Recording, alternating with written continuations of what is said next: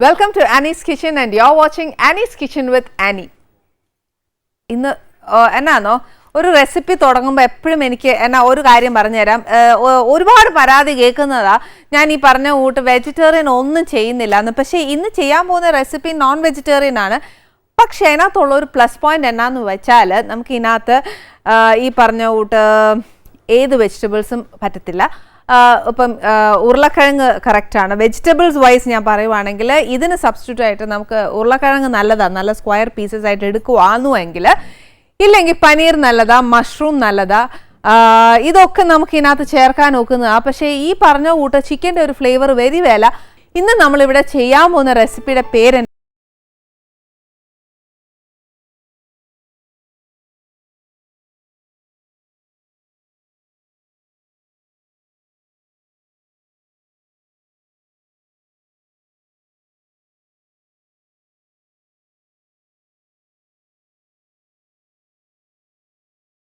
പല ഫ്ലേവേഴ്സിൽ ഉണ്ടാക്കാറുണ്ട്. ഇതിപ്പോൾ എനിക്കറിയാവുന്ന ഒരു ഫ്ലേവറിലാണ് ഞാൻ ചെയ്യുന്നത്. ചിക്കൻ മസ്റ്റല്ല, പനീർ നല്ലയാ, പിന്നെ ഈ പൊട്ടറ്റോ നല്ലയാ, പിന്നെ ഇതൊന്നും ഇല്ലെങ്കിലും മീനാന്നേലും മുള്ളില്ലാത്ത മീൻ എടുക്കണമെന്നേ ഉള്ളൂ. ഇപ്പം ചിക്കൻ ആന്നേലും ഞാൻ ബോൺലെസ് എടുത്തേക്കുന്നേ, നല്ല സ്ക്വയർ ക്യൂബ്സ് ആയിട്ട് മുറിച്ചെടുക്കണം. പിന്നെ അതിനകത്ത് ചേർക്കാനുള്ള ഉപ്പ് ഫസ്റ്റ് മുളക് പൊടിയാന്നു ഞാൻ നെക്സ്റ്റ്. അത് എന്നാന്നോ നമുക്ക് എരിവ് വേണമെന്നുണ്ടെങ്കിൽ നല്ല സാധാ മുളക് പൊടി, ഇല്ലെന്നുണ്ടെങ്കിൽ കാശ്മീരി. പിന്നെ വേണ്ടിയത് കുറച്ച് ടൊമാറ്റോ കെച്ചപ്പ്, പിന്നെ വേണ്ടിയത് കുറച്ച് മസ്റ്റർഡ് പേസ്റ്റ് ആന്നു, പേസ്റ്റ് അല്ലെന്നുണ്ടെങ്കിൽ പൗഡർ. ഇത് കുറച്ച് ബൂസ്റ്റർ ഷൈൻ സോസാണ്, ഇത് സോയാ സോസ്, പിന്നെ ഇത് ചില്ലി സോസ്, ഇത് കുറച്ച് ഒലീവ് ഓയിലാണ്. ഈ ഒലീവ് ഓയിൽ മസ്റ്റ് ഒന്നുമല്ല, നമുക്ക് വേണമെന്നുണ്ടെങ്കിൽ നമ്മുടെ കയ്യിൽ വെജിറ്റബിൾ ഓയിലില്ലേ അതേലും മതി. പിന്നെ ഉള്ളത് കുറച്ച് വെളുത്തുള്ളി അരിഞ്ഞത്, അതായത് നമ്മൾ ചതച്ചേരിയുവേലേ എന്ന് പറഞ്ഞ കൂട്ട്. പിന്നെ നമുക്ക് വേണ്ടിയ സ്ക്യൂവറിൽ വെക്കാനുള്ളതാണ് കുറച്ച് പച്ച ക്യാപ്സിക്കം.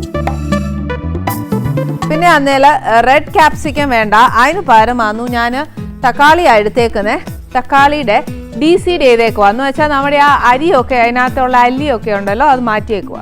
പിന്നെ അതേപോലെ തന്നെ സ്ക്വയർ ആയിട്ട് ഉള്ളി അരിഞ്ഞേക്കുന്നത്. പക്ഷേ ഈ ഉള്ളി ഇപ്പം മുഴുത്തതായിട്ടായിരിക്കുന്നത്, ഇതിനെ ഞാൻ പെറ്റൽസ് ആക്കി എടുക്കും. പിന്നെ ഇത് കുറച്ച് ബാർബിക്യൂ സോസാണ്, പിന്നെ കുറച്ച് ബട്ടർ.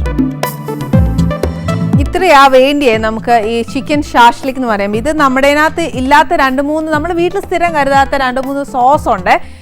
അത് ഇച്ചിരി ഒന്ന് കരുതിയാലേ ഒക്കത്തുള്ളൂ. ഇതിന് സബ്സ്റ്റിറ്റ്യൂട്ട് ആയിട്ട് ഇതില്ലേലും ഇതെടുക്കാം എന്ന് പറയാനും മാത്രം എനിക്കറിയാൻ മേല. ഇപ്പോൾ ബൂസ്റ്റർ ഷൈർ സോസ് ആണെങ്കിൽ തന്നെ അതിന് സബ്സ്റ്റിറ്റ്യൂട്ട് എന്നതേലും ഉണ്ടോ എന്ന് ചോദിച്ചാൽ ഞാൻ അത്രയും ഡീപ്പായിട്ട് പഠിച്ചിട്ടില്ല. അതുകൊണ്ട് ഇത് ഞാനുള്ള കാര്യം പറയാം, ഇത് ഇച്ചിരി മേടിച്ച് വെക്കുന്നതായിരിക്കും നല്ല. ഇനി ഫസ്റ്റ് എന്നാ ചെയ്യേണ്ടതെന്ന് വെച്ചാൽ ഈ ചിക്കൻ നമുക്കൊന്ന് മാരിനേറ്റ് ചെയ്യണം. മാരിനേറ്റ് ചെയ്യുമ്പോൾ നമ്മൾ സാധാരണ എന്നാ ചെയ്യുന്നത്, പെരട്ടി വെക്കുന്ന ഉപ്പുമുളകൊക്കെ അല്ലേ, ഇതൊന്നുമല്ല. ഈ സോസ് എല്ലാം കൂടെ ചേർത്ത് നമുക്കൊന്ന് മാരിനേറ്റ് ചെയ്യാമേ. അതിനകത്തോട്ട് ഈ ചിക്കൻ എല്ലാം ക്യൂബായിട്ട് അരിഞ്ഞെടുക്കണം, കുഞ്ഞു കുഞ്ഞെ. അതായത് നമ്മുടെ സ്ക്യൂവറിനകത്തോട്ട് വെക്കാൻ പറ്റിയ, സ്ക്യൂവർ എന്ന് പറയുന്നത് ഇതാന്നു, അല്ലെന്നുണ്ടെങ്കിൽ കമ്പിയിലേ കിട്ടും, ഏതായാലും മതി. ഇത് രണ്ടും ഇല്ലേലുണ്ടല്ലോ നല്ല കട്ടിയുള്ള ഈർക്കിലി ഇതേണ്ടേ ഇങ്ങനെ അങ്ങോട്ട് ചെത്തി എടുത്തേച്ചാലും മതി. ഇതിനകത്തോട്ട് ആദ്യം ഇച്ചിരി ഉപ്പിടണം.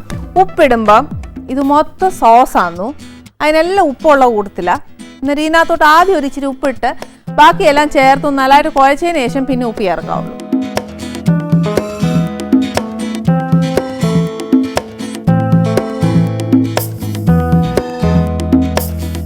ഇച്ചിരി ഉപ്പിട്ടു. ഇനിയാന്നു മുളക് പൊടി ഇടാൻ പോകുന്നത്. മുളക് പൊടി എന്ന് പറയുമ്പോൾ ഇത് കാശ്മീരി മുളകാ, അതുകൊണ്ട് എനിക്ക് നിറവും കിട്ടും. എന്നാൽ എനിക്ക് ആവശ്യമുള്ള എരിവാണ്. എനിക്ക് ഒരുപാട് എരിവ് ഇഷ്ടമുള്ള കൂട്ടത്തിലല്ല. ഇത് 1 ടീസ്പൂണോളം, അതായത് ചിക്കൻ എന്തോരം ഉണ്ടോ അതനുസരിച്ച്. ഇതിപ്പോൾ 1 ടീസ്പൂണാണ് ഞാൻ ഇടുന്നത്. അത് കഴിഞ്ഞ് ഒരു വലിയ ടേബിൾ സ്പൂൺ കെച്ചപ്പ്,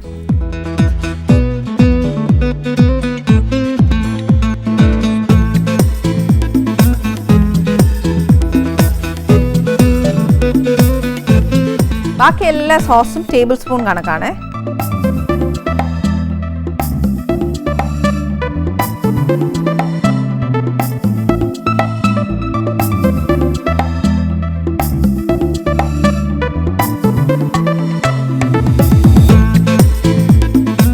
പിന്നെ സോയാ സോസ് ഡാർക്കും ലൈറ്റും ഉണ്ട്. എൻ്റെ കയ്യിലിരിക്കുന്ന ഒരു ഇച്ചിരി ഡാർക്കാണ്, അന്നേരം ഒരു 3/4 സ്പൂണോളം ഒഴിച്ചേച്ചാൽ മതി. ചില്ലി സോസും ബാക്കിയെല്ലാം ഓരോ ടേബിൾ സ്പൂൺ തന്നെ ഒഴിക്കണം. പിന്നെ ഇതിൻ്റെ കൂട്ടത്തിൽ ഒരു ഇച്ചിരി എണ്ണ, ഒലീവ് ഓയിലോ വെജിറ്റബിൾ ഓയിലോ ഏതാ നമ്മുടെ ഉള്ളതെന്ന് വെച്ചാൽ അത് വെളിച്ചെണ്ണ ഒഴിച്ചേക്കല്ലേ.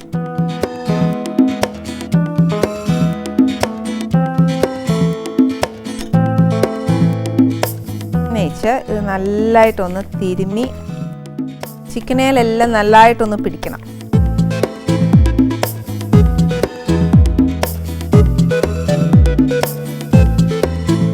ഇനി ഇത് കുറച്ച് നേരം, കഴിയുന്നതും ഓവർനൈറ്റ് വെക്കുവാന്നേലും നല്ലതാ, തലേന്ന് പുരട്ടി വെക്കുവാന്നേലും നല്ലതാ. ഇല്ലെന്നുണ്ടേൽ നമ്മളിതെല്ലാം തുടങ്ങുന്നതിന് മുന്നേ തന്നെ ചിക്കൻ അങ്ങ് പുരട്ടി മാറ്റി വെച്ചേച്ച് നെക്സ്റ്റ് തുടങ്ങിയാൽ മതി. ഒരു ടേബിൾ സ്പൂൺ എണ്ണ ഇതിനകത്തോട്ട് ഒരു ടീസ്പൂൺ വെളുത്തുള്ളി, 1-1.5 ടീസ്പൂൺ അത്രയും മതി.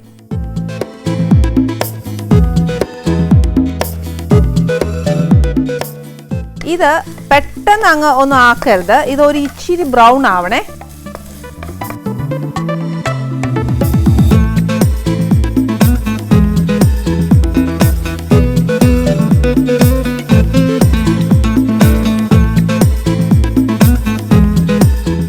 വെളുത്തുള്ളി മൂത്തിട്ടുണ്ട്. ഇതിനകത്തോട്ട് നമ്മൾ നേരത്തെ പുരട്ടി വെച്ചേക്കുമല്ലേ ചിക്കൻ, അതിനകത്ത്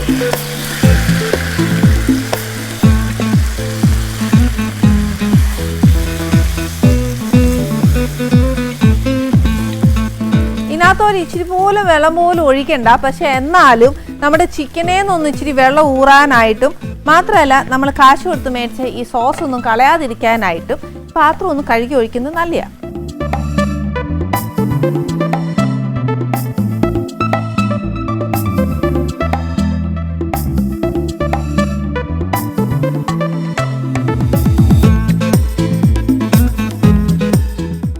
ഈ സമയത്ത് ഉപ്പ്, എരിവോ എന്നതേലും ഒക്കെ കൂടുതൽ വേണമെന്നുണ്ടെങ്കിൽ ചേർത്തോണം. ഇപ്പം എൻ്റെ കണക്കിന് ഇതൊക്കെ മതിയേ, സോസിനൊക്കെ ഉപ്പുള്ളത് കൂട്ടത്തിലാണ്, അതുകൊണ്ട് എനിക്ക് ഇത്രയും മതി. ഇനി ഇത് കുറച്ച് നേരം ഒന്ന് വെന്ത് കഴിഞ്ഞാൽ നെക്സ്റ്റ് നമുക്ക് ഈ സ്ക്യൂവറിനകത്തോട്ട് എങ്ങനെയാണ് അതിനെ പ്ലേസ് ചെയ്യേണ്ടത് ഇതെല്ലാം ഞാൻ പറഞ്ഞുതരാം. അതിൻ്റെ കൂടെ ഇപ്രാവശ്യം ഞാനൊരു ജ്യൂസ് കൂടെ ചെയ്യുന്നുണ്ട്. ഒരു ഹെൽത്തി ജ്യൂസാന്നു. അത് ഈ പറഞ്ഞ പോലെ ഇപ്പം എല്ലാം അൺഹെൽത്തിയാന്നേ, നമുക്ക് വാങ്ങിക്കാൻ കിട്ടുന്നതൊക്കെ അൺഹെൽത്തിയാണ്. അപ്പോൾ പിന്നെ നമ്മൾ കുറച്ച് ഹെൽത്തി ആയിട്ടൊക്കെ ചിന്തിച്ചില്ലെങ്കിൽ വളരെ മോശം. ചിക്കൻ ആദ്യം കാണിച്ചു തരാമേ. ഇത് നോക്കിക്കോളൂ, ഈ ഒരു പരുവം, അതായത് നമ്മൾ ചേർത്തേക്കുന്ന ആ സോസ് കംപ്ലീറ്റ് പ്ലസ് മുളക് പൊടിയും കൂടെ ദണ്ട ഇതേപോലെ കോട്ടായിരിക്കണം. ആ ചിക്കനെ മൊത്തം അത് കോട്ടായിരിക്കണേ. ഇത്രയേ ഉള്ളൂ. എന്ന് വെച്ചാൽ ഇതിനകത്ത് ഒരു തുള്ളി പോലും വെള്ളമില്ല, എല്ലാം പറ്റിച്ചെടുത്തേക്കുക. ഇനി നെക്സ്റ്റ് എന്നാ ചെയ്യേണ്ടതെന്ന് വെച്ചാൽ ഞാൻ പറഞ്ഞില്ലേ ഇതേപോലെ സ്ക്യൂവർ എടുക്കണം. അന്ന് വെച്ചാൽ നമുക്ക് ഇതിനകത്തോട്ട് അതിൻ്റെ കളർ കോമ്പിനേഷനിൽ നമുക്കൊന്ന് അതിനെ കോർത്തെടുത്തേച്ചാൽ മതി. പക്ഷെ അതിന് മുമ്പ് ഞാനൊരു ജ്യൂസിൻ്റെ കാര്യം പറഞ്ഞായിരുന്നേ. ആ ജ്യൂസിന് വേണ്ടിയിട്ടുള്ള ഇൻഗ്രീഡിയൻസ് എന്നാന്നുള്ളത് നോക്കിക്കോ. ഇപ്പം നമുക്ക് സീസണൽ ഫ്രൂട്ട്സ് എന്ന് പറയുന്നത് ഇപ്പം കിട്ടുന്നത് പൈനാപ്പിളാണ്.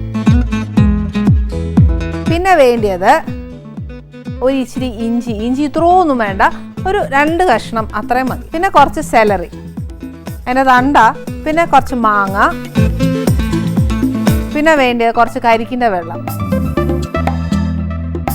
ഇച്ചിരി വാനില ഐസ്ക്രീം ഇല്ലാന്നുണ്ടെങ്കിൽ കുറച്ച് പാലെടുത്തേലാൽ മതി. ഇത്രയും സാധനം വെച്ചിട്ട് നമ്മൾ നല്ലൊരു ജ്യൂസാണ് ചെയ്യാൻ പോകുന്നത്. ഇനി ഈ ജ്യൂസിനകത്ത് വേറെ ഒരു പരിപാടിയില്ല. ഞാനിപ്പോൾ ഈ പറഞ്ഞേക്കുന്ന ഫ്രൂട്ട്സും അതും എല്ലാം കൂടെ ചേർത്ത് നമ്മുടെ മിക്സിയിലിട്ട് നല്ല അസലായിട്ടൊന്ന് അടിച്ചെടുക്കണം. അതായത് നല്ല തിക്കാന്നു. ഇതൊരു ഇച്ചിരി കുടിച്ചേച്ചാൽ തന്നെ നമ്മുടെ വയറ് നല്ലതായിട്ട് നിറയുവേ. പിന്നെ നമുക്ക് ജ്യൂസിന് വലിയ പണിയില്ലാത്തതുകൊണ്ട് ഞാൻ ആദ്യം നമ്മുടെ സ്ക്യൂവറിൽ ഇതെങ്ങനെയാണ് കോർക്കുന്നതെന്ന് കാണിച്ചു തരാം. കളർ കോമ്പിനേഷൻ വെച്ച് നോക്കുവാന്നേൽ ആദ്യം ഉള്ളി എടുക്കുക. ഉള്ളി ഞാൻ പറഞ്ഞില്ലേ, ഒന്നെങ്കിൽ ഒരു പെറ്റൽ, അതായത് ഒരു ഇതളായിട്ട് ചതുരത്തി മുറിച്ചതായിട്ട് എടുക്കുക. ആദ്യം ഉള്ളി വെച്ചു. അന്നേച്ച് നെക്സ്റ്റ് ഒന്നെങ്കിൽ റെഡ് ക്യാപ്സിക്കം അല്ലെന്നുണ്ടെങ്കിൽ തക്കാളി ഇത് വെച്ചു. പിന്നെ പച്ച ക്യാപ്സിക്കം ബെൽ പെപ്പേഴ്സ് വെച്ചു. ഇത് കഴിഞ്ഞേച്ച് ഒരു കഷ്ണം ഇറച്ചി. ഇതിപ്പോൾ ചൂടില്ല, ഇച്ചിരി ഒന്ന് ആറിയേക്കുക.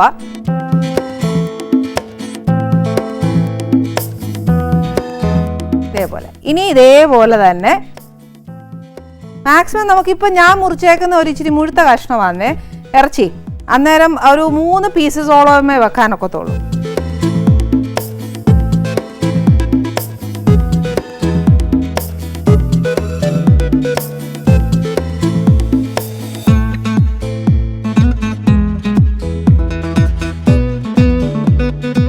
ഇതേപോലെ ചെയ്യാം. എന്നുവെച്ചുകൊണ്ട് നമ്മൾ ആദ്യം തുടങ്ങിയേക്കുന്ന ഉള്ളിയല്ലേ, അന്നേരം ഇതിനെ ഒന്ന് ക്ലോസ് ചെയ്യാനായിട്ട് ഒരു പെറ്റൽ ഓഫ് ഉള്ളി, ഒരു ഇതള് എടുത്ത് ഇതിനെ അങ്ങ് ക്ലോസ് ചെയ്താൽ ഇതേപോലെ എല്ലാം.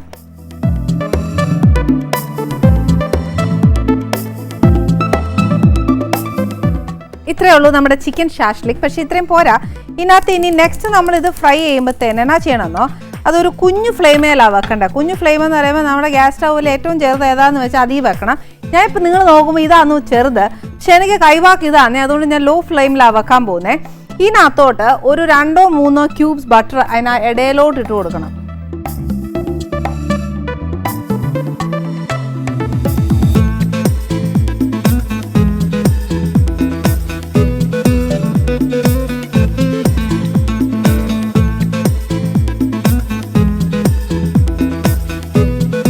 നാല് വശത്തായിട്ട് അതങ്ങ് ചേരണേ, അതാന്നു അതിൻ്റെ ആ ഒരു കണക്ക്. അത് പാൻ ചൂടാകുമ്പോഴത്തേന് എല്ലായിടത്തും അങ്ങ് അലിഞ്ഞത് ചേർന്നോളും.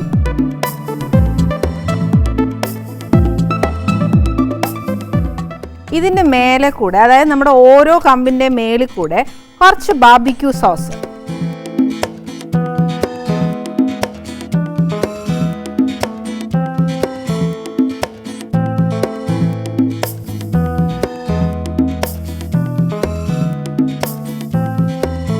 നമ്മുടെ പച്ചക്കറി ഇതിനകത്ത് ഇടയിൽ വെച്ചേക്കുന്നതൊക്കെ റോ ആണ്, അതൊന്നും വെന്തിട്ടില്ല.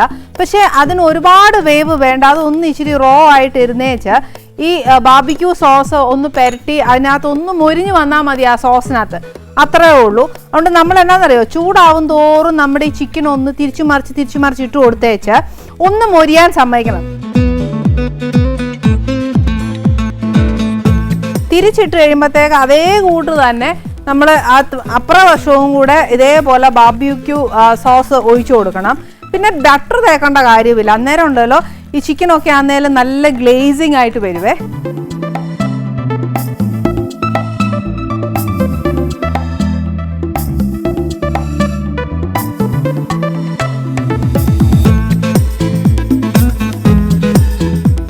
ഇനിയിപ്പോൾ നമ്മുടെ ഈ ചിക്കൻ ആന്നേലും ഇതാന്നേലും മൊരിയാൻ തുടങ്ങുമ്പോഴത്തേന് ഈ നമ്മൾ വിചാരിക്കുന്ന കൂട്ട് നമ്മുടെ ഈ സ്ക്യൂറില്ലേ, ആ കുത്തി വെച്ചേക്കുന്ന കമ്പ് അതത്ര ചൂടാവുകയില്ല. അതുകൊണ്ട് നമ്മൾ എന്നാ ചെയ്യണമെന്ന് വെച്ചാൽ കൈ വെച്ച് ആ അറ്റത്തെ പിടിച്ചേച്ച് തിരിച്ചു മറിച്ച് ഇട്ടേച്ചാൽ മതി.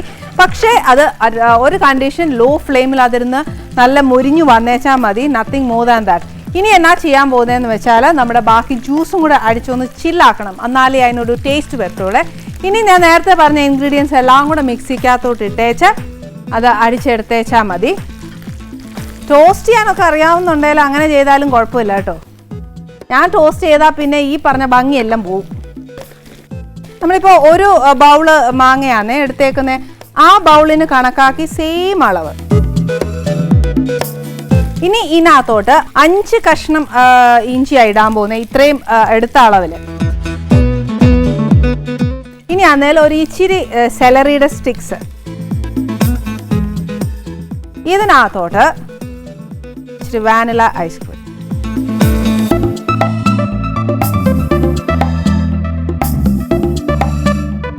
പഞ്ചസാര ഒരു തുള്ളി പോലും വേണ്ട.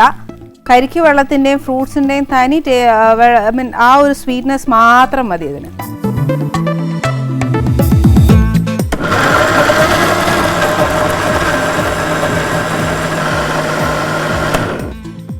ആണോ, ഇത് നല്ല തിക്കായിട്ടാണ് ഇതിൻ്റെ ജ്യൂസ് വരുന്നത്. ഇനിയിപ്പോൾ എന്നാന്ന് വെച്ചാൽ എനിക്കിനി ചില്ലാക്കണേ. അതിന് മുമ്പ് നമ്മൾ ഇതുവരെ ഗസ്റ്റിൻ്റെ കാര്യം പറഞ്ഞിട്ടില്ല. അതിന് മുമ്പ് എനിക്കൊരു ഇൻഫർമേഷൻ പറയാനുണ്ട്. എന്നാന്നറിയാമോ, വലിയ അറിവൊന്നുമില്ല, എനിക്കറിയാവുന്ന ഒരു കുഞ്ഞറിവാണ്. ഈ കാളി ഗണ്ഡകി എന്ന് പറഞ്ഞൊരു നദിയെ പറ്റി നമ്മൾ കേട്ടിട്ടില്ലേ? അതിൽ ആ നദിക്കകത്താണ് സാളഗ്രാമം ഇഷ്ടംപോലെ കിട്ടുന്നതെന്ന് പറയും. ഈ എടുക്കുന്ന സാളഗ്രാമം വെച്ചിട്ടാണ് നമ്മുടെ പത്മനാഭസ്വാമീനെ രൂപം കൊടുത്തേക്കുന്നതെന്നാണ് പറഞ്ഞേക്കുന്നത്. ഇത് പറയാൻ കാര്യം ഇപ്പം നമ്മുടെ അമൃത കുടുംബത്തിനകത്ത് പുതിയ സീരിയൽ തുടങ്ങുന്നത് കാളി ഗണ്ഡകി എന്ന് പറഞ്ഞിട്ടൊരു ടൈറ്റിലാണ് കൊടുത്തേക്കുന്നത്. ഈ വരുന്ന തിങ്കളാഴ്ചയാണ് അതിൻ്റെ ടെലികാസ്റ്റ്. അപ്പോൾ എൻ്റെ അറിവും ഇത് ഈ ഒരു നദിയുടെ പേര് എന്തുകൊണ്ട് സീരിയലിന് ഇട്ടെന്നൊന്നും എനിക്ക് ഒരു എന്നാ പറയുക ഒന്ന് നോക്കിയേച്ച് ഒന്നും റിസംബിൾ ചെയ്യാനോ അല്ലെങ്കിൽ ഒന്ന് താരതമ്യപ്പെടുത്താനോ എനിക്ക് ഒന്നും ഒക്കുന്നില്ല. ഒരു സിമിലാരിറ്റീസും എനിക്ക് ഫീൽ ചെയ്യുന്നില്ല. അതുകൊണ്ട് എന്തായാലും അതിൻ്റെ അണിയറ പ്രവർത്തകർ കംപ്ലീറ്റ് ഇവിടെ വരുന്നുണ്ട്. അതുകൊണ്ട് നമുക്കൊന്ന് ചോദിച്ചു മനസ്സിലാക്കാം. എന്നതേലും ഒരു പുതിയ കാര്യം കേട്ടാൽ നമ്മുടെ ആനീസ് കിച്ചണിലൊന്ന് ചർച്ച ചെയ്തില്ല, ഭയങ്കര മോശമായിട്ടോ. അപ്പം ഞാൻ വിചാരിച്ച ഒരു സ്റ്റാർട്ടറും ജ്യൂസും കൊടുത്തിട്ട് അതിൻ്റെ ചർച്ച ആയിക്കോട്ടെ ഇച്ചിരി കൂടുതൽ അല്ലേ, അതല്ലേ നല്ലത്. അപ്പം ഇനി നമുക്ക് ഒരു കാര്യം ചെയ്യാം, ജ്യൂസ് അടിച്ചു വെച്ചേക്കുക. ഞാൻ പോയി കപ്പ് എടുത്തുകൊണ്ട് വന്ന് അതിനൊന്ന് ഡെക്കറേറ്റ് ചെയ്യണം, അതിനൊരു പ്രസൻറ്റേഷൻ ഉണ്ട്, എന്നാലേ രസമുള്ളൂ. കപ്പ് എടുത്തിട്ട്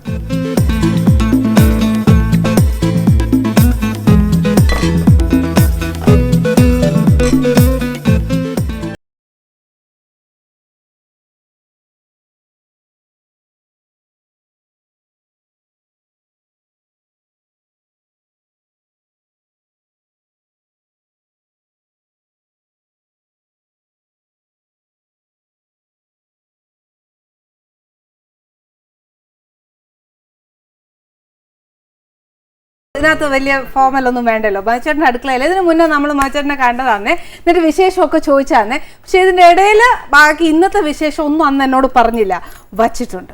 അതിന് ഡീറ്റെയിൽ എനിക്ക് തന്നില്ലേ. ഞാൻ വീണ്ടും വന്നത് ആ സന്തോഷമേ ഉള്ളൂ. എൻ്റെ അടുക്കളയിൽ എപ്പോഴും വരുന്നത് ഇന്ന് എന്നാന്നറിയോ, എനിക്ക് ഭയങ്കര സന്തോഷം എന്നാന്നറിയോ, ശരിക്കും അല്ലേ നല്ല വിരുന്ന് നമ്മുടെ വീട്ടിലൊക്കെ വരികയല്ലേ എന്ന് പറഞ്ഞിട്ട് ഒരു ആൾക്കാരൊക്കെ വരുമ്പോൾ നമുക്ക് ഭയങ്കര സന്തോഷമല്ലേ ചേച്ചി, ഇങ്ങനെ ബഹളമൊക്കെ വെച്ചേച്ചേ. ആ ഒരു ഞാൻ എന്റെ കൂടെ വന്ന ആൾക്കാർ ആരൊക്കെയാന്ന് പറയണ്ടേ? അത് വേണം, തീർച്ചയായിട്ടും വേണം. എന്തുകൊണ്ടാന്ന് വെച്ചാൽ ഞാൻ അമൃതയ്ക്ക് വേണ്ടി ഒരു ടെലിവിഷൻ സീരിയൽ ചെയ്യുന്നുണ്ട്. കാളി ഗണ്ഡകി എന്നാണ് അതിന്റെ പേര്. പറഞ്ഞോളൂ, ബാക്കി ഞാൻ പിന്നെ ചോദിക്കാം. അതില് ഒരു വേഷം ചെയ്യുന്നുണ്ട് വിന്ദുജ വിക്രമൻ. ഉമ എന്നൊരു ക്യാരക്ടർ ചെയ്യുന്നുണ്ട്. ജയഗീത, MR ജയഗീത ലിറിസിസ്റ്റ് ആണ്. ജയത വർഷം എന്ന സിനിമയിൽ പാട്ട് എഴുതിയിട്ടുണ്ട്, ധാരാളം കവിതകൾ എഴുതിയിട്ടുണ്ട്. ഇപ്പോൾ എനിക്ക് വേണ്ടി ഇതിനകത്ത് ടൈറ്റിൽ സോങ് ചെയ്തിട്ടുണ്ട്. കലറ ഗോപൻ ചേട്ടൻ നമുക്ക് പരിചയപ്പെടുത്താം. ഗോപൻ ചേട്ടൻ ആദ്യമായിട്ടാണ് ടെലിവിഷന് വേണ്ടിയിട്ട് ഒരു ടൈറ്റിൽ സോങ് മ്യൂസിക് ചെയ്യുന്നത്. അങ്ങനെയും കൂടെ ഒരു കാര്യമുണ്ട്. മറ്റേത് നാടകം, ലളിതഗാനം അങ്ങനെ ഒരു ഏരിയ പോകാതെ അങ്ങനെ ഒരു ഏരിയ ഉണ്ട്, അതിന്റെ വിട്ടിട്ട് വേറൊരു മേഖലയിലേക്ക് ചവിട്ടിക്കാല്. ഓക്കെ, അപ്പൊ പ്രേക്ഷകരായിട്ട് ഞാൻ ചേട്ടന് നമസ്തേ പറയാം. നമസ്കാരം. പിന്നെ എന്നാന്ന് വെച്ചാൽ ഈ സീരിയലിനുണ്ടല്ലോ ചേട്ടാ, എനിക്ക് ഇതിനകത്ത് ആ പേരുണ്ടല്ലോ ടൈറ്റിൽ കാളി ഗണ്ഡകി എന്ന് പറഞ്ഞിട്ട്, ശരിക്കും ഞാനൊരു നദിയെ പറ്റി കേട്ടിട്ടുണ്ട്. ആ നദിക്കകത്ത് സാളഗ്രാമം കിട്ടുന്നു, ഇതൊക്കെ കേട്ടിട്ടുള്ളൂ. ഇത് സീരിയലിനല്ല, ഇത് ശരിക്കും പറഞ്ഞാൽ കാളിഗണ്ഡകി എന്ന് പറയുന്നത് റിവറുണ്ട്, നേപ്പാളിലൊരു നദിയാണത്. ആ നദിയിൽ നിന്നുള്ള സാളഗ്രാമം ഉപയോഗിച്ചുകൊണ്ടാണ് പത്മനാഭസ്വാമിയുടെ വിഗ്രഹം ഉണ്ടാക്കിയിട്ടുള്ളത്. അവിടെ നിന്ന് കൊണ്ടുവന്നിട്ടുള്ള സാളഗ്രാമങ്ങളായിരുന്നു. കാളിഗണ്ഡകി GR ഇന്ദുഗോപൻ്റെ ഒരു നോവലാണ്. അത് ശരിക്കും പറഞ്ഞാൽ അതൊരു പഴയ ട്രാവൻകൂർ ട്രഡീഷൻ, ട്രാവൻകൂർ ഹിസ്റ്ററിയുമായി ബന്ധപ്പെട്ടുകൊണ്ടുള്ള ഒരു ഏറ്റവും അതിൻ്റെ ഒരു പുതിയ കാലമുണ്ട്. ആ ഒരു കഥയ്ക്ക്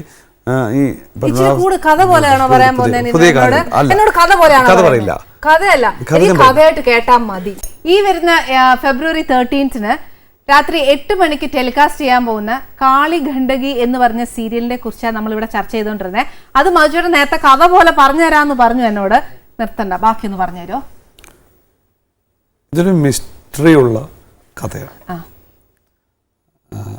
നമ്മൾ സാധാരണ കൺവെൻഷണൽ സീരിയലിൻ്റെ ഒരു സ്വഭാവമല്ല എന്നുള്ളത് ആദ്യം പറയാം. കാരണം ഇതൊരു ആ ഒരു രീതിയിലുള്ളൊരു മേക്കിംഗ് ഇതിനുണ്ട്. മറ്റ് സീരിയലുകൾ ധാരാളം ഒരേ പാറ്റേൺ വരുന്ന സാധനങ്ങൾ നമ്മൾ കണ്ടുപോകുന്നുണ്ട്. അത് അങ്ങനെ ആയിരിക്കാം, ഇതിങ്ങനെയാണ് എന്നുള്ളത് മാത്രമേ ഉള്ളൂ. ഇതിൻ്റെ ഒരു കഥ എന്ന് പറയുന്നത് ട്രാവൻകൂർ ഹിസ്റ്ററിയുമായി ബന്ധപ്പെടുത്തിക്കൊണ്ടുള്ള ചില എലമെൻറ്റുകളുണ്ട്. പക്ഷേ പഴയ കാലമല്ല, പുതിയ കാലമാണ്. പുതിയ കാലത്ത് നിന്നുകൊണ്ട് പഴയ കാലത്തെ അസസ് ചെയ്യുന്ന ഒരുപാട് ഒരു ആ ഒരു മിസ്റ്ററിയാണ് നമ്മൾ ഇതിനകത്ത് വർക്ക് ചെയ്യുന്നത്. ഒന്നാമത്തത്, ഒരു പാലസിനോട് ചേർന്ന ഒരു ആർട്ട് ഗാലറി ഉണ്ട്. ആ ആർട്ട് ഗാലറി ഒരുപാട് കാലം ഇന്നോപ്പറേറ്റീവായിട്ട് ഒന്നും ചെയ്യാതെ വെറുതെ ഇങ്ങനെ ഐഡലായിട്ട് കിടന്ന ഒരു സ്ഥലമാണ്. അപ്പോൾ അവിടെ ഉള്ള കുറേ പെയിൻറ്റിങ്സും അവിടെ കുറേയുള്ള ഗ്ലാസ് നെഗറ്റ്സും നെഗറ്റീവ്സും ഒക്കെ പണ്ട് ഉണ്ടായിരുന്നൊരു ആൾ എടുത്തിരുന്നുണ്ട്, പാലസുമായി ബന്ധപ്പെട്ടൊരു മനുഷ്യൻ എടുത്തിരുന്നതാണ്. അതിനെ റീവർക്ക് ചെയ്യാൻ വരുന്ന ഒരു ഫോട്ടോഗ്രാഫർ, അയാളൊരു പെയിൻറ്റർ കൂടിയാണ്. അയാളുടെ ഒപ്പം വരുന്ന മറ്റ് പല തരത്തിലുള്ള ക്യാരക്ടേഴ്സ് ഉണ്ട്, മോഡൽസ് ഉണ്ട്, പെയിൻറ്റേഴ്സ് ഉണ്ട്, റിസർച്ച് അസിസ്റ്റൻസ് ഉണ്ട്, റിസർച്ച് സ്കോളേഴ്സ് ഉണ്ട്. അങ്ങനെ ഒരു ഏരിയയിലേക്ക് വരുന്നുവോ ഈ ഓരോ വ്യക്തികൾക്കും ഈ സ്ഥലത്തെത്തിപ്പെടുമ്പോൾ ഉണ്ടാകുന്ന ഒരു ഡ്യുവൽ എലമെൻറ്റുകളുണ്ട്. അത് അവർ പോലും അറിയാതെ അതിനകത്തേക്ക് വരുന്നതാണ്. അതിൻ്റെ ഒരു മിസ്റ്ററിയാണ്. അത് ശരിക്കും എന്നാ ഒരു സീരിയൽ വർക്കായിട്ട് എടുത്തത്, നമ്മൾ പരമ്പര പോലെ എടുത്തേ? അല്ല, ഞാൻ ശ്യാം സാറിനോടാണ് ഈ GR ഇന്ദുഗോപിൻ്റെ കാളികണ്ഠകി എന്ന നോവലിനെ കുറിച്ച് നമ്മുടെ ശ്യാമപ്രസാദ് സാറിനോടാണ് ഞാൻ ഇതിനെക്കുറിച്ച് സംസാരിക്കുന്നത്. അപ്പം അന്ന് അദ്ദേഹം പറഞ്ഞു, എന്തുകൊണ്ട് നമുക്കൊരു ടെലിവിഷൻ ഫോമാറ്റിലേക്ക് മാറ്റിക്കൂടാം. അതായിരുന്നു നമുക്ക് കിട്ടിയൊരു എനർജി. നമ്മൾ ഒരു ഫിലിമിൻ്റെ ഫോമാറ്റിലേക്ക് ആലോചിച്ച ഒരു വിഷയമാണ് ഒരർത്ഥത്തിൽ. പക്ഷേ എന്നാൽ അതിനെ മാറ്റിയിട്ട് ഒരു ടെലിവിഷൻ, കാരണം വെച്ച് കഴിഞ്ഞാൽ സ്ഥിരമായിട്ട് വന്നുകൊണ്ടിരിക്കുന്ന ചാനൽ, കാരണം അമൃതയാണ് ഈ രീതിയിലൊരു വളരെ ഡിഫറെൻ്റ് ആയിട്ടുള്ള പെർസെപ്ഷൻസ് ഉള്ളത്. പുതിയ രീതിയിൽ ചിന്തിക്കാം, പുതിയ കഥകൾ പറയാം, പല കഥകളും അങ്ങനെ ഇവിടെ ചെയ്തു വന്നിട്ടുണ്ട്. അപ്പം അതുകൊണ്ട് തന്നെയാണ് ഞാൻ സംസാരിച്ചത് അത് പറയാനുള്ള കാരണം. അപ്പം ആ ഒരു മാറ്റത്തിന് കാരണമാകുന്ന രീതിയിൽ നമുക്ക് എന്തെങ്കിലും തരത്തിൽ നമ്മൾ ചെയ്യുമ്പോൾ ഒരു വർക്ക് ഒരു സ്ഥിരം യൂഷ്വൽ പാറ്റേൺ അല്ലാത്തൊരു രീതിയിൽ ഉണ്ടാവണമെന്ന് പറയുന്ന ഒരു ടീം അമൃതയുടെ പുറകിലുണ്ട്. അതുതന്നെയാണ് എന്നെ ഇതിനകത്തേക്ക് എന്നെ പ്രേരിപ്പിച്ചതും. ആ ഒരു രീതി നമ്മൾ ആലോചിച്ചപ്പോൾ ഇത് കുറച്ചുകൂടെ ഡീറ്റെയിൽ ആയിട്ട് ചെയ്യാമെന്ന് പറഞ്ഞു. PF മാത്യൂസ് എന്ന റൈറ്ററുണ്ട്, മാത്യൂസിനോടാണ് ഞാനിത് പറയുന്നത്. മാത്യൂസ് നാഷണൽ അവാർഡ് കിട്ടിയ കുട്ടി സിറാക്കിൻ്റെയൊക്കെ സ്ക്രിപ്റ്റ് റൈറ്റർ, ധാരാളം ടെലിവിഷൻ സീരിയൽ ചെയ്തിട്ടുണ്ട്. മാത്യൂസിനോട് ഞാൻ ഈ ഇന്ദുഗോപിൻ്റെ ഈ നോവൽ കൊടുക്കുകയും നമ്മളിതൊന്ന് വായിച്ചിട്ട് നമുക്ക് ഒരു ടെലിവിഷൻ ഫോമാറ്റിലേക്ക് മാറ്റാൻ പറ്റുമെന്ന് വെച്ചു. അപ്പം ആസ് ഇറ്റ് ഈസ് ഇതൊരു ഏറിക്കഴിഞ്ഞാൽ ചിലപ്പോൾ വേണമെങ്കിൽ ഒരു മണിക്കൂർ കൊണ്ട് പറഞ്ഞു പോകാവുന്ന ഒരു കഥയുള്ളൂ.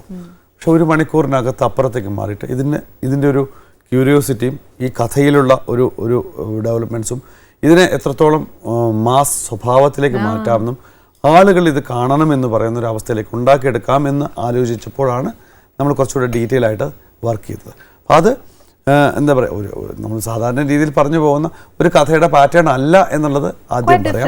അപ്പോൾ ആ ഡിഫറൻസ് ഇതിനകത്ത് ഉണ്ടാവും. അത് അതിൻ്റെ ചിലപ്പോൾ മേ ബി ആലോചിക്കുമ്പോൾ ഇത് ത്രില്ലറാണെന്ന് ചോദിക്കും.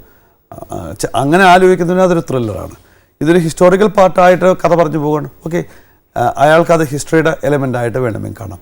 ഇതൊരു മിസ്റ്റീരിയസ് ആണ്, അൺനാച്ചുറലാണ്, നമ്മൾ നിലവിൽ കണ്ടിട്ടില്ലാത്തൊരു സ്ഥലത്തിൽ ഒരു ഏലിയനേറ്റഡ് അവസ്ഥ പറയുന്നൊരു കഥയാണ്. അങ്ങനെ ആലോചിച്ച് പോകുന്നതിന് അങ്ങനെയുമാണത്. മിസ്റ്ററി ഉദ്ദേശിച്ച ഒരുപാട് ദുരൂഹത ഈ ക്യാരക്ടേഴ്സിലുണ്ട്, അറ്റ്മോസ്ഫിയറിലുണ്ട്. ഞാൻ ഇതിനകത്ത് ഷൂട്ട് ചെയ്ത സ്ഥലങ്ങൾ ഒരു പരിധിവരെ അതിൻ്റെ ഒരു പെർഫെക്റ്റ് ആയിട്ടുള്ള സ്ഥലങ്ങളിൽ തന്നെയാണ് ഷൂട്ട് ചെയ്തത്. അപ്പം ഞാൻ ഈ കാര്യം ചോദിച്ചോട്ടെ, ഈ കാളിഗണ്ഡകി എന്ന് പറഞ്ഞ നദിയുടെ പേര് ഈ ഇതിലേക്ക് വരാനുള്ള ഒരു GR ഇന്ദുഗോപിൻ്റെ നോവൽ ആ പേരിലാണ്. അപ്പം ഒന്ന് തിരുവനന്തപുരത്തിൻ്റെ ഏറ്റവും വലിയ പത്മനാഭ സ്വാമി വിഗ്രഹം കാളികണ്ഡകയിലെ സാളഗ്രാമം വെച്ച് ചെയ്തേക്കുന്നത്. ഒരു പരിധിവരെ ഈ കഥയിലെ ഒരു എനർജി ഈ പറയുന്ന ഏരിയകളിൽ നിന്നുണ്ട്. അപ്പോൾ അതിന് കാരണം അത് ഒരു ദിവസം രാവിലെ എഴുന്നേറ്റിട്ട് ടെലിവിഷൻ സീരിയൽസിന് എപ്പോഴും ഉണ്ടാകുന്ന ഓരോ എപ്പിസോഡ്സിനകത്തും എന്തെങ്കിലും ഒരു എലമെൻ്റ് ഉണ്ടാവണമെന്നുണ്ട്. അത്തരം ഒരു വർക്ക് നമ്മൾ ചെയ്തിട്ടുണ്ട് അതിനകത്ത്. ഒരു ദിവസം പെട്ടെന്ന് പറഞ്ഞു തീർത്ത് പോകുന്ന ഒരു കഥയുടെ ഘടനയല്ല. മധുചേട്ടനോട് അങ്ങ് ചോദിച്ചു, മധുചേട്ടൻ അങ്ങ് സസ്പെൻസ് ഇടുക. ഞാൻ ചേച്ചിയെ സോപ്പിട്ടാ ചിലപ്പോൾ എനിക്ക് കിട്ടുമായിരിക്കും. ബാക്കി അല്ല, ജയദേവ് ഞാൻ ജയദേവോട് ഇത്രയൊക്കെ പറഞ്ഞിട്ടാണ് ജയദേവിന് പാട്ട് എഴുതിയത്. മ്യൂസിക് ചെയ്യുമ്പോഴും ഞാൻ ഗോപനോട് പറയുന്നതും നമുക്ക് സാധാരണ രീതിയിൽ പറഞ്ഞു പോകുമ്പോൾ ചിലത് എന്തോ ഉണ്ട്, എന്തോ കേൾക്കണം, ഇതെവിടെയോ നമ്മൾ ഓർമ്മിപ്പിക്കുന്നുണ്ടല്ലോ എന്നൊക്കെ ഉള്ള ഒരു തോന്നലുണ്ടാക്കണം എന്ന് പറഞ്ഞുകൊണ്ടാണ് ഞാൻ പറയുന്നത്. അതിന് ശരിക്കും ഉദാഹരണം പറഞ്ഞത് ഭയങ്കര തമാശയുള്ളൊരു പാട്ടാണ്. എനിക്കത് ശ്രീമാൻ നമ്പി സാറിന് എനിക്ക് ഭയങ്കര ഇഷ്ടമാണ്. ഡേഞ്ചർ ബിസ്ക്കറ്റിൽ ലങ്കാധാരത്തിലൊരു പാട്ടിൻ്റെ കാര്യം പറഞ്ഞുകൊണ്ടാണ് ഞാൻ തുടങ്ങുന്നത്. കാരണം അതിനകത്തൊരു ആ പാട്ടിൽ സൂര്യനിൽ നിന്നൊരു നക്ഷത്രം, ആ പാട്ടിനകത്ത് പാട്ട് വളരെ മെലഡിയാണ്, പക്ഷെ പാട്ടിൻ്റെ ബാക്ക്ഗ്രൗണ്ട് സ്കോർ ടോട്ടലി ഡിഫറെൻ്റ് ആണ്. അപ്പോൾ ഈ ഒരു ഡിഫറൻസ് ഇതിനകത്ത് ഉണ്ടാവണം എന്നുള്ളത്. കാരണം മെലഡിയാണ് നമ്മൾ പറയുന്നത്, പാടുന്നത് ചിലപ്പോൾ മെലഡിയാണ്, പക്ഷെ മെലഡിക്ക് ഉള്ളിൽ അതിനപ്പുറത്തുള്ള അതിൻ്റെ ബാക്ക്ഗ്രൗണ്ട് സ്കോർ എന്ന് പറയുന്നത് ക്വൈറ്റ് അൺനാച്ചുറൽ ആകണം എന്നുള്ളതാണ്. ആ അൺനാച്ചുറൽ ആയിരുന്നു ഗോവൻ തന്നത്. ഓക്കെ, അന്ന് ഇപ്രാവശ്യം മ്യൂസിക് ചെയ്യാമെന്ന് പറഞ്ഞത് ഗോവൻ ചേട്ടനെ അതാണ് എൻ്റെ ഒരു എനിക്ക് മനസ്സിലാവാത്ത കാര്യം. അതാണ് അതായത് 35 വർഷത്തോളം ഞാനൊരു പാട്ടുകാരൻ എന്ന നിലയിൽ അറിയപ്പെടുന്നത്. പക്ഷേ വളരെ പണ്ട് തന്നെ ഈ സംഗീതം നൽകുന്നതിൽ, പാട്ട് കമ്പോസ് ചെയ്യുന്നതിലും മ്യൂസിക് ഡയറക്ഷൻ ചെയ്യുന്നതിലും ഒരു അഭിരുചി എനിക്കുണ്ടായിരുന്നു. പണ്ട് പോലെ ഞാൻ ചെയ്യുമായിരുന്നു, പല കിട്ടുന്ന അവസരങ്ങളൊക്കെ ചെയ്യുമായിരുന്നു. നാടകങ്ങളൊക്കെ ധാരാളം ചെയ്തിട്ടുണ്ട്, ആൽബങ്ങൾ ചെയ്തിട്ടുണ്ട്, അങ്ങനെ കുറേ ചെയ്തിട്ടുണ്ട്. പക്ഷേ ഒരു മുൻവിധിയൊന്നും ഇല്ലാതെ ഈ കല്ലറ ഗോപൻ എന്ന് പറയുന്ന ഈ പാട്ടുകാരൻ എത്ര മനോഹരമായി ഒരു മ്യൂസിക് ഡയറക്ഷൻ ചെയ്യും. അതായത് പിന്നെ മധുപാൽ സാർ എന്ന് പറയുന്നത് അദ്ദേഹത്തിൻ്റെ എല്ലാ വർക്കിനും അദ്ദേഹത്തിൻ്റെ ഒരു പ്രത്യേകതയുണ്ട്. ആ ഒരു നിലവാരം സൂക്ഷിച്ചുകൊണ്ട് ചെയ്യുന്ന ഒരാളാണ് അദ്ദേഹം. അപ്പോൾ അദ്ദേഹത്തിൻ്റെ ഈ സീരിയലിനെ കുറിച്ച് പറഞ്ഞു. ഈ ഒരു സീരിയലിൽ ഇങ്ങനൊരു ടൈറ്റിൽ മ്യൂസിക് ഗോവൻ ചെയ്താൽ നന്നാവുന്നൊരു വിശ്വാസം തന്നിടത്താണ് ഞാൻ. അല്ല, അതിനകത്ത് ഒരാളുടെ കൂടെ പേരുണ്ട്. അപ്പം ഞങ്ങളുടെ രണ്ടുപേരും കോമൺ ആയിട്ട് ഫ്രണ്ട് ഉണ്ട്, ദീപു. ശരിക്കും ഞങ്ങൾ ഇടയ്ക്കൊരു വർക്ക് ചെയ്തു. അപ്പോൾ ഇങ്ങനെ പറഞ്ഞപ്പോഴും ഇങ്ങനൊരു സാധ്യതയുണ്ട്, എന്തുകൊണ്ട് എന്നുണ്ട്. തിരുവനന്തപുരത്തിൻ്റെ ഈ ചരിത്രം പറയാം, പശ്ചാത്തലം പറയാം. അപ്പം കാളികണ്ഠകയ്ക്ക് അങ്ങനൊരു പശ്ചാത്തലമുണ്ട്. ആ പശ്ചാത്തലം ഉപയോഗിക്കാൻ പറഞ്ഞു എന്ന് മാത്രമേ ഉള്ളൂ. ഓക്കെ, അപ്പൊ ചേച്ചിയോടോ എങ്ങനാ പറഞ്ഞ? ചേച്ചി വരി എഴുതി തരണ്ടായോ? ചേച്ചി വരി ചേച്ചി പാടോ? അയ്യോ, പാടുന്ന ഞാൻ. പക്ഷെ ഒരു കാര്യം ഇടയ്ക്ക് പറഞ്ഞോട്ടെ, സാറ് പറഞ്ഞില്ലേ സംഗീതം ചെയ്യാതെ ഇരുന്നു എന്ന്. ഞാനും ചോദിച്ചില്ലേ, ചെയ്ത് കഴിഞ്ഞ് എനിക്കത് കേട്ട് കഴിഞ്ഞപ്പോൾ ഞാൻ ചോദിച്ചു, എന്താണ് സിനിമയിലൊക്കെ സംഗീതം ചെയ്യാത്തത്? ശരിക്കും ആ പാട്ടിൻ്റെ ആ ഒരു മൂഡ് ക്രിയേറ്റ് ചെയ്ത് സംഗീതം ചെയ്തിട്ടാണ് ഞാൻ എഴുതിയത്.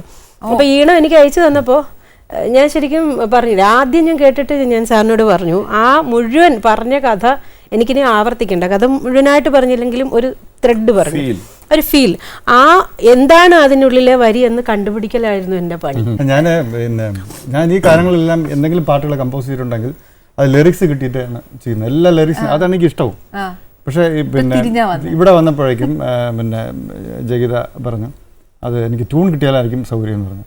അപ്പോൾ എനിക്കൊരു ആദ്യം ഒരു പ്രയാസം തോന്നി, കാരണം ഞാൻ അങ്ങനെ ഒരു എക്സ്പീരിയൻസ് ഇല്ല. അപ്പം എനിക്ക് വായി തോന്നിയ കുറേ വരിയൊക്കെ വെച്ചിട്ട് ഞാൻ ഒരുപാട് ട്യൂൺ ഉണ്ടാക്കി. ഒരു 2 രാത്രി ഞാൻ ഉറങ്ങിയിട്ടില്ല, കാരണം എനിക്ക് അങ്ങനെ ഒരു എക്സ്പീരിയൻസ് ഇല്ല. അങ്ങനെ വന്ന് 2 ട്യൂൺ ഞാൻ മധുപാൽ സാറിന് അയച്ചു കൊടുത്തു. അതിലൊരെണ്ണം അവർ സെലക്ട് ചെയ്തിട്ട് അയച്ചു. അതാണ് ഞാൻ ജീവിതത്തിൽ കൊടുക്കുന്നത്. അതൊരു വലിയ വെല്ലുവിളിയാണ്. ഞാനിത് സിനിമയിൽ പാട്ട് എഴുതാൻ തുടങ്ങിയിട്ട് ഒരു 4 സിനിമയെ കഴിഞ്ഞിട്ടുള്ളൂ. ഞാൻ കവിതയാണ് ബേസിക്കലി. അപ്പോൾ എനിക്ക് അവിടെ ചെന്നപ്പോഴാണ് ഈ ഈണം ഇട്ടിട്ട് എഴുതുന്ന ഒരു സമ്പ്രദായം. അപ്പം സാധാരണ എല്ലാവരും പറയുമല്ലോ പാട്ടിൻ്റെ ഭംഗി നഷ്ടപ്പെടും. പക്ഷേ എനിക്ക് തോന്നുന്നത് സ്വന്തമായി നമ്മൾ വരി എഴുതുമ്പോൾ നമുക്ക് വലിയ സ്വാതന്ത്ര്യമുണ്ട്, നമ്മുടേതായ ഒരു മീറ്ററിൽ എഴുതിയാൽ മതി. പക്ഷേ സംഗീത സംവിധായകനും തിരക്കഥാകൃത്തും അതുപോലെ തന്നെ സംവിധായകനും അടങ്ങുന്ന ഒരു കൂട്ടം മനുഷ്യരുടെ സൃഷ്ടിയാണ് പാട്ട്. സിനിമയിലെ സംഗീതം അങ്ങനെയാണ്. അത് നമ്മുടെ ഒരു സമൂഹത്തിൻ്റെ ഒരു ചെറിയ ഒരു അംശം പോലെയാണ് എനിക്ക് തോന്നുന്നത്. ഒരു 3-4 പേര് ചേർന്നിട്ട് അതിന് പ്രത്യേക സുഖമാണ്. അപ്പോൾ സംഗീതജ്ഞൻ ഇടുന്ന ഈണത്തിനുള്ളിൽ നന്നായി ഭാഷാബോധമുള്ളവർ ഇടുന്ന ഈണത്തിലാണെങ്കിൽ അതിനുള്ളിൽ ഒളിച്ചിരിപ്പുണ്ട് വാക്കുകൾ. ആ വാക്കിനെ ഇങ്ങനെ പുറകെ പോയി കണ്ടുപിടിക്കുന്നതിന് ഒരു ത്രില്ലുണ്ട്. അത് അനുഭവിക്കാൻ വേണ്ടിയാണ് ഞാൻ. എന്നാ പിന്നെ ചേച്ചി ഒരു മിനിറ്റ് ചേച്ചി ആ 2 വരി ഒന്ന് പറഞ്ഞേ. ചേട്ടൻ എനിക്ക് പാട്ട് വരി പറയണ്ട, ട്യൂൺ പറയും.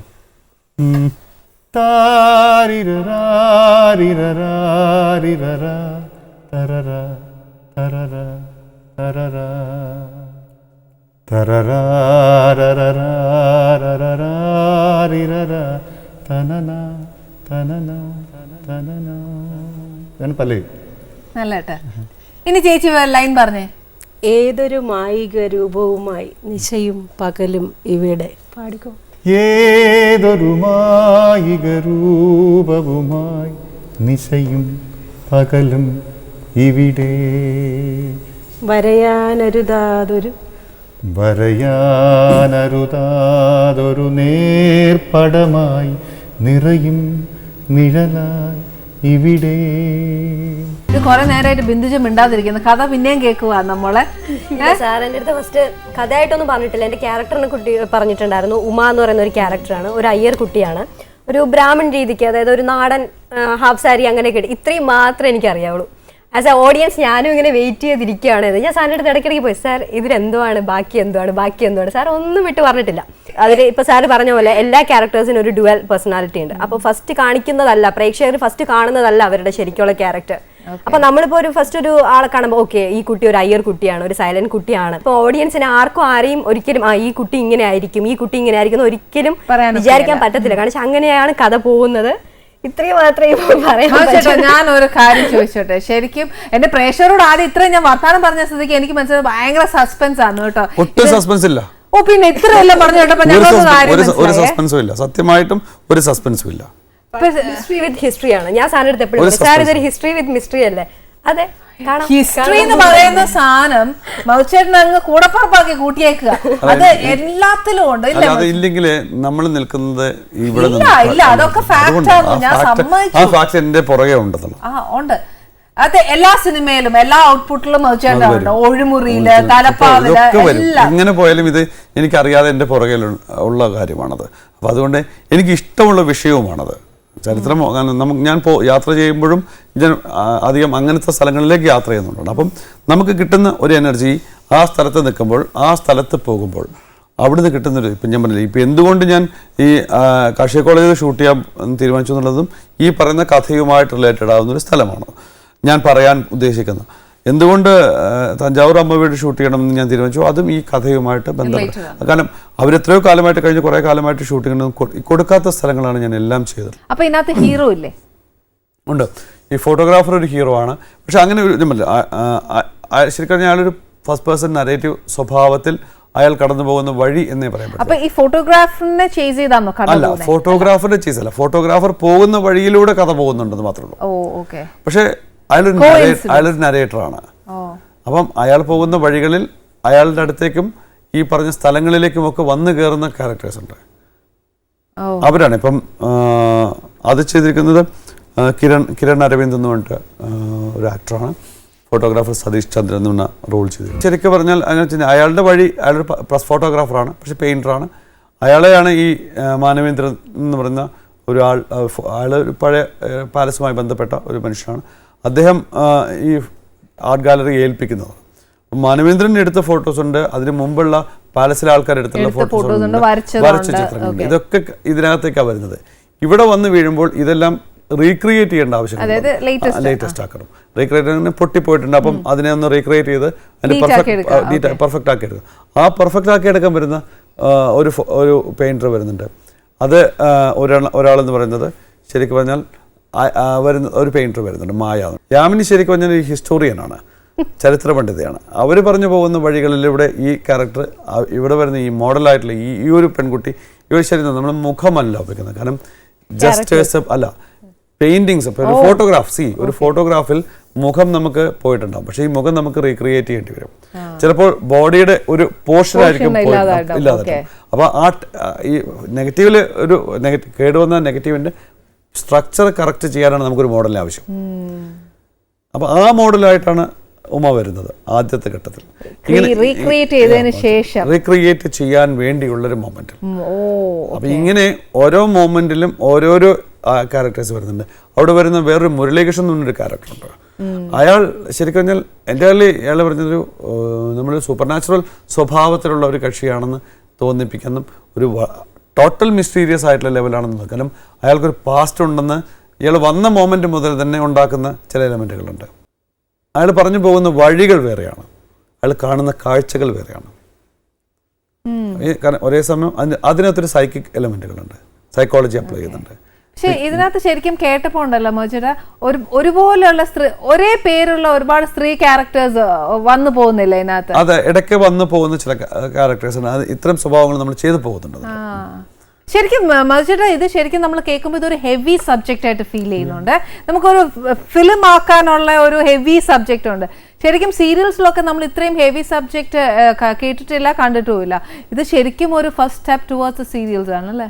ആ ഒരു രീതിയിൽ ആലോചിച്ച് കഴിഞ്ഞാൽ നമ്മളൊരു എഫേർട്ട് ഉണ്ടെന്ന് മാത്രം. കാരണം വെച്ചാൽ ഇവർ ഷൂട്ട് ചെയ്ത് കണ്ടിട്ടുള്ളതാണ്. അപ്പം നമുക്ക് ഇത് ഹൊറർ അല്ലേ? അല്ല, പെട്ടെന്ന് ചോദിച്ചാലെങ്കിൽ സത്യം പറയാൻ ട്രെയിലർ കണ്ടിട്ട് ഞാൻ ചോദിച്ചു, ഞാൻ ട്രെയിലർ കണ്ടപ്പോൾ എനിക്ക് ശരിക്കും ഫീൽ ചെയ്തു അത്. എന്ന് വിശ്വസിക്കുന്നുവെങ്കിൽ നിങ്ങൾക്കത് ഹൊററാണ്. നിങ്ങളത് റൊമാൻറ്റിക് ലവ് സ്റ്റോറി ആണെന്ന് വിശ്വസിക്കുന്നുവെങ്കിൽ നിങ്ങൾക്കത് റൊമാൻറ്റിക് ലവ് സ്റ്റോറി. ഞാൻ ഒരു കാര്യം ചെയ്യട്ടെ മധുചേട്ടാ, ഈ സീരിയൽ നമ്മൾ ചെയ്യുമ്പോഴത്തേന് നമുക്കൊരു ബഡ്ജറ്റ് വൈസ് ഒരു ലിമിറ്റേഷൻ ഇല്ലേ? ഇതാകുമ്പോഴത്തേക്ക് കേൾക്കുമ്പോൾ ഒരു ഹെവി സബ്ജക്റ്റ് ആണ്. അന്നേരം നമ്മൾ ആ ബഡ്ജറ്റിനുള്ള ഒരു ഇത് പോവുകയല്ലേ? ഞാൻ എപ്പോഴും കാണുന്നത് ഓരോ മോമെൻറ്റിലും നമ്മൾ പോലും അറിയാതെ നമ്മൾ ചെയ്യുന്ന പ്രവൃത്തി പെർഫെക്റ്റ് ആയിട്ട് പോകുന്നു. അപ്പം കാളികണ്ഠകി ഏറ്റവും നന്നായിട്ട് വരണം എന്ന് പറയുന്നത് എൻ്റെ മാത്രം ആഗ്രഹമല്ല, അല്ല, അപ്പം എന്നോടൊപ്പം നിൽക്കുന്ന എല്ലാവരുടെയും ആഗ്രഹമാണ്. അങ്ങനെ ഞാൻ അങ്ങനെ വിശ്വസിക്കുന്നത്. അത് ക്രൂ മാത്രമല്ല, ഇത് ചാനലിന് വേണ്ടി അമൃതയിലാണത് വരുന്നത്. അപ്പോൾ അമൃതയുടെ ഒരു മനസ്സുണ്ട് അതിനകത്തോട്ടോ, ആ ഒരു പ്രാർത്ഥന ഉണ്ടാവും. അവിടുന്ന് അത് പബ്ലിക്കിലേക്ക് എത്തുമ്പോൾ ആ പബ്ലിക് കണ്ടു കഴിയുമ്പോഴാണ് അതിനെ നന്നായി എന്ന് പറയുന്നത്. ആ ഫോളോ അപ്പാണ് ഇതിനകത്തുള്ള സാധനങ്ങൾ. അപ്പം ഞാൻ അതിലാണ് വിശ്വസിക്കുന്നത്. ആ വിശ്വാസമാണ് ചിലപ്പോൾ നമ്മൾ മുന്നോട്ട് കൊണ്ടുപോകുന്നത്. തുടക്കത്തിൽ ഞാനിത് പലപ്പോഴും പറയുന്നത്, ഞാൻ ഇങ്ങനൊരു പ്രോജക്റ്റ് ചെയ്യേണ്ട എന്ന് പറഞ്ഞ് ആലോചിച്ച് നിന്ന മോമെൻറ്റുകളുണ്ട്, ഇത് വേണ്ടത്. പക്ഷേ അപ്പോൾ നമ്മളെ സപ്പോർട്ട് ചെയ്യാവുന്ന നമ്മൾ പോലും അറിയാത്ത ചില എലമെൻറ്റുകൾ, ഇപ്പം ഞാൻ നേരത്തെ പറഞ്ഞ ദീപുവിൻ്റെ കാര്യമുണ്ട്.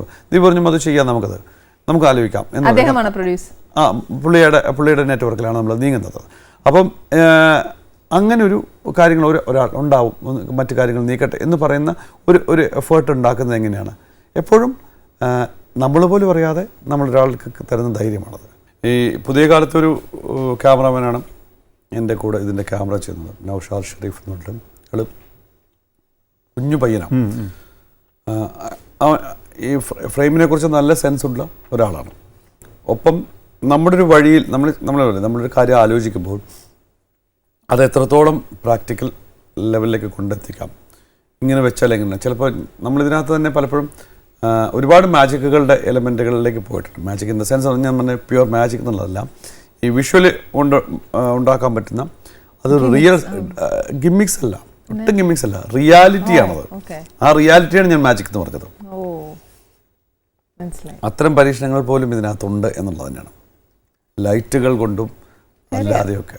ഞാനൊരു ചോദ്യം ചോദിക്കട്ടെ. ഇപ്പൊ സീരിയൽ മേഖലയിൽ ബേസിക്കലി നമ്മളൊരു സീരിയൽ കണ്ടുകൊണ്ടിരിക്കുമ്പോൾ നല്ല റേറ്റിംഗ് എത്തിയെന്ന് വെക്കോ, ബേസിക്കലി അതിനെ ഒരു ഇച്ചിരി വലിച്ചു നീട്ടുന്ന ഒരു പരിപാടിയുണ്ട്. അന്നേരം മധുചേട്ടന്റെ കണ്ണിൽ അതാ ഈ നമ്മളൊരു ഫിക്സഡ് ഏരിയ വരെ പോകുന്നുണ്ട്.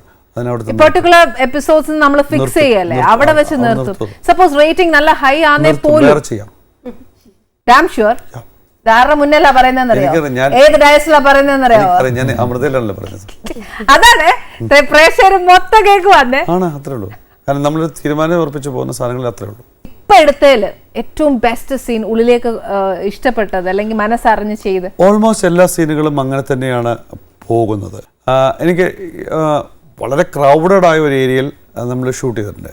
കോളം ബീച്ചിൽ ഷൂട്ട് ചെയ്തിട്ടുണ്ട്. കോളം ബീച്ചിൽ ഷൂട്ട് ചെയ്ത സീക്വൻസ് എന്ന് പറയുന്നത് രണ്ടുപേരും നടന്നു പോകുന്ന സാധനങ്ങളുണ്ട്. പക്ഷേ വർത്തമാനം പറയുകയാണെങ്കിലും അവരൊരു പാസ്റ്റിനെ കുറിച്ച്, അവരുടെ ലൈഫിനെ കുറിച്ചുള്ള സാധനങ്ങളാണ് പറയുന്നത്. ഓവർ ക്രൗഡഡ് ആയിട്ടുള്ള ഹവാ ബീച്ചിനകത്ത് മൾട്ടി ക്യാമിൽ ഈ പറയുന്ന ആളുകൾ ഫുൾ ക്രൗഡുണ്ട്, അതിനിടയിൽ നിർത്തിക്കൊണ്ട് നമ്മളിത് ചെയ്തിട്ടുണ്ട്. സീക്വൻസിൻ്റെ ഒരു എലമെൻറ്റ് പോലും ആ ടൈം കൃത്യമായിട്ട്, കാരണം സൺസെറ്റിൻ്റെ ഒരു ടൈമാണ്, ആ ടൈമിനകത്ത് അത് മൊത്തം ഈ പറയുന്നൊരു ഫീല് മുഴുവൻ കൊണ്ടുവരുന്നുണ്ടൊരു ഒരു നോർമലി ആലോചിച്ചാൽ ഭയങ്കര ഹറിബറിയാണെന്ന് തോന്നിപ്പോകും. പക്ഷേ സീൻ വൈസ് പെർഫെക്റ്റ് ആയിട്ട് നമുക്ക് ചെയ്യാൻ പറ്റിയുള്ള കാര്യമുണ്ട് അതിനകത്ത്. അത് ഭയങ്കര സുഖമാണ് അങ്ങനെ ചെയ്ത് കേൾക്കുമ്പോൾ. അതുപോലെ തന്നെ നിംസ് ഹോസ്പിറ്റലിൽ ഞാൻ ഷൂട്ട് ചെയ്തിട്ടുണ്ട്. നിംസ് ഹോസ്പിറ്റലിലെ കത്ത് ലാബിൻ്റെ മുമ്പിലും പിന്നെ ഓപ്പറേഷൻ തിയേറ്ററിൻ്റെ മുമ്പിലും ICUൻ്റെ മുമ്പിലൊക്കെ ഞാൻ ഷൂട്ട് ചെയ്തിട്ടുണ്ട്. ഒറിജിനൽ ആ ക്രൗഡിനകത്താണ് ഞാൻ ഷൂട്ട് ചെയ്തിട്ടുള്ളത്. അവിടെ വന്ന് നിൽക്കുന്ന ആൾക്കാർ പേഷ്യൻസ് ആണ്, പേഷ്യൻസിന്റെ ജൂനിയർ ആർട്ടിസ്റ്റോ അങ്ങനെ ഒന്നുമില്ല, റിയൽ പേഴ്സൺസ് ആണ്. അപ്പോൾ അതിനകത്ത് ഉണ്ടാക്കിയെടുക്കുന്ന ഇമ്പാക്റ്റുകൾ ഉണ്ടല്ലോ, അത് ഭയങ്കര സുഖമാണ്. ലൈവ് ലൊക്കേഷനുകളിൽ ഷൂട്ട് ചെയ്തിട്ടുള്ള എലമെന്റുകളുണ്ട്. അതൊക്കെ നമുക്ക് ഭയങ്കരമായിട്ടുള്ളൊരു എന്താ പറയുക, ഒരു സുഖം തരുന്ന കാര്യമാണ്. എന്തായാലും മധുചേട്ടനോടുള്ള സ്വാതന്ത്ര്യം കൊണ്ട് ഞാൻ ഇങ്ങനെ ചോദ്യം ചോദിച്ചുകൊണ്ടിരിക്കുക. പക്ഷെ ഞാൻ ഭക്ഷണം വിളമ്പില്ല. പക്ഷെ അതിന് ഒരു മിനിറ്റ് മുമ്പ് ചേച്ചിയെ കൊണ്ട് 2 വരി പാടിച്ചേട്ടെ, ഒരു റിലീഫ്. ഹോണ്ടിങ്ങിന്റെ ഇടയിൽ നിന്ന് റിലീഫ്. ചേച്ചി പാടിയാ മതി, കവിതയോ കവിത പാടും. ഹൃദയമൊന്നു തുറക്കാതെ വച്ചതിൽ നിറയെ മാറാല മൂടിക്കിടപ്പിതാ,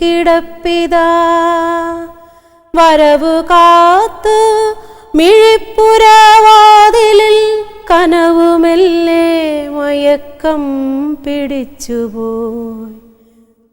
ഹൃദയമൊന്നു തുറക്കാതെ വച്ചതിൽ നിറയെ മാറാല മൂടിക്കിടപ്പിതാ വരവു കാത്തു മിഴിപ്പുരവാതിലിൽ കനവുമെല്ലെ മയക്കം പിടിച്ചു.